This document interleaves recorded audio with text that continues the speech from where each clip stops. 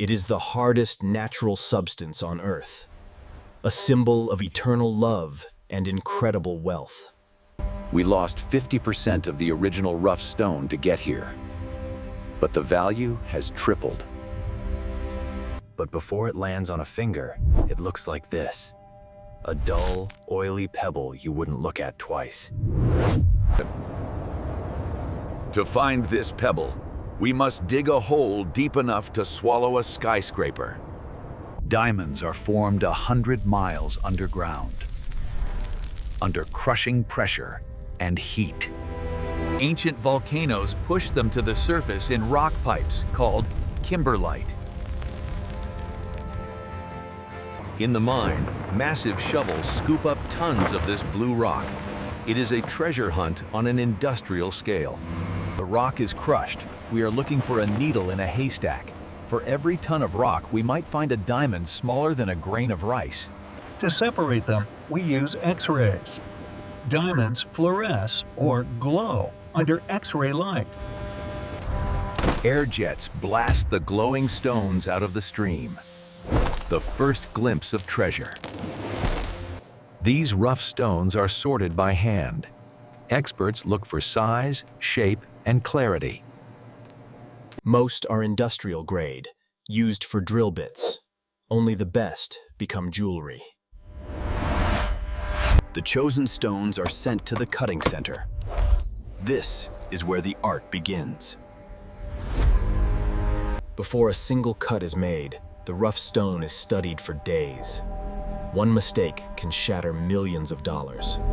We use advanced 3D scanners to map every nook and cranny of the stone. The computer looks inside the stone to find inclusions, tiny black spots of carbon that ruin the clarity. The master cutter decides where to slice. The goal is to get the biggest clean diamond possible out of the rough rock. Once decided, the stone is marked, in the old days, with ink, today, with lasers. Macro shot of the rough diamond surface. You cannot cut a diamond with steel. It is too hard. We must use a laser saw. The laser heats the carbon to vaporization point. It doesn't cut, it burns a path through the crystal. It is a slow process. Slicing a large stone can take days of continuous burning. Finally, the stone separates. One large rough piece becomes two. Now comes bruting, giving the diamond its round shape. Only a diamond can cut a diamond. We press a second diamond against the spinning stone. Friction turns the stones red hot. Slowly, the rough edges are ground away, leaving a perfect round shape. The stone is round, but it looks like frosted glass. It has no sparkle. To wake it up, we must polish it. The wheel spins at 4,000 RPM, but steel alone is useless. We coat the wheel with oil and diamond dust. The diamond is held in a mechanical claw called a dop. It allows the cutter to adjust angles by a fraction of a degree. He lowers the stone onto the screaming wheel. This is faceting, creating the tiny windows that reflect light. The first facet is the table, the large flat window on the very top.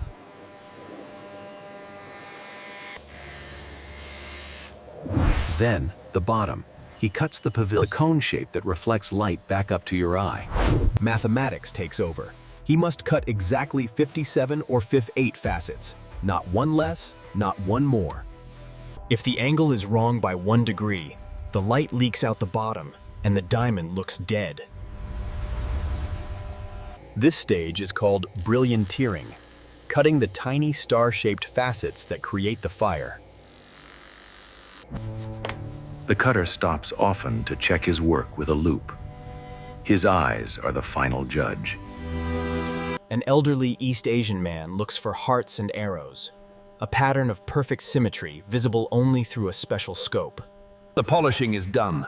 The frosted pebble is now a brilliant cut gem. But it is dirty from the oil. To remove the stubborn polishing paste, We boil the diamonds in sulfuric acid. This is the reveal. For the first time, we see the true fire of the stone.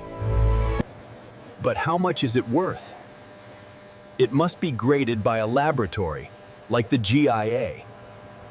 They test the 4 C's. First, carat, the weight. Second, color. A perfect diamond is colorless like water. Yellow tints lower the value. Third, clarity. We look for flaws at 10 times magnification.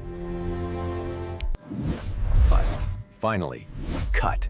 How well does it dance with light? This is the only human element. A machine. Once graded, the diamond gets a tattoo. A microscopic serial number on the girdle. This number matches a paper certificate, the diamond's passport. Now, the stone needs a home. We move to the jewelry workshop. We melt platinum or gold. The metal must be worthy of the stone. The molten metal is injected into a ring mold using a centrifuge. The crucible spins rapidly in a casting machine. The gold ring comes out of the mold looking dull and gray. It needs the setter's touch. He cuts a seat for the diamond. The fit must be tight, or the stone will fall out. The diamond is dropped into place. It clicks. A perfect marriage of metal and crystal. Now, the brute force. He pushes the heavy gold prongs over the delicate stone to lock it in. Close-up action. The ring is secure, but scratched. It goes to the polishing wheel one last time. The friction melts the surface of the gold, smoothing out every scratch. It turns into a mirror. An ultrasonic bath vibrates the dirt away. The ring emerges dripping and flawless. From a muddy hole in the ground to a masterpiece, the transformation is complete. We lost 50% of the original rough stone to get here, but the value has tripled. It is placed in a velvet box, the final packaging for the ultimate product. It will outlive its owner. A diamond truly is forever. Subscribe for more engineering of the elite.